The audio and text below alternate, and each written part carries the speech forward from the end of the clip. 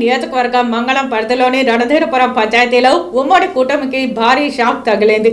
వైఎస్ఆర్సీపీలోకి వలసలు వెల్లువెత్తాయి. తిరుపతి రూరల్ రణధీరపురం ఉప సర్పంచ్ మల్లెమొగ్గల ఉమాపతి ఆధ్వర్యంలో ఆదివారం టీడీపీ జనసేన పార్టీలకు చెందిన దాదాపు 60 మంది వైఎస్ఆర్సీపీలో చేరారు. తుడా చైర్మన్ చంద్రగిరి ఎమ్మెల్యే అభ్యర్థి చెవిరెడ్డి మోహిత్ రెడ్డి సమక్షంలో వైఎస్ఆర్సీపీ కండువాలు కప్పి సాదరంగా ఆహ్వానించారు. చెవిరెడ్డి మోహిత్ రెడ్డి పట్ల ఆత్మీయతను కనబరిచారు. మోహిత్ రెడ్డి కూడా వారితో ఆత్మీయంగా మాట్లాడి ఏ కష్టం వచ్చినా తాను అండగా ఉంటానని భరోసా కల్పించారు. సీఎం జగన్మోహన్ రెడ్డి పాలన, ఎమ్మెల్యే చెవిరెడ్డి భాస్కర్ రెడ్డి సేవాతత్వంకు మేము ఎప్పటికీ దాసోహమని అభిమానాన్ని చాటుకున్నారు.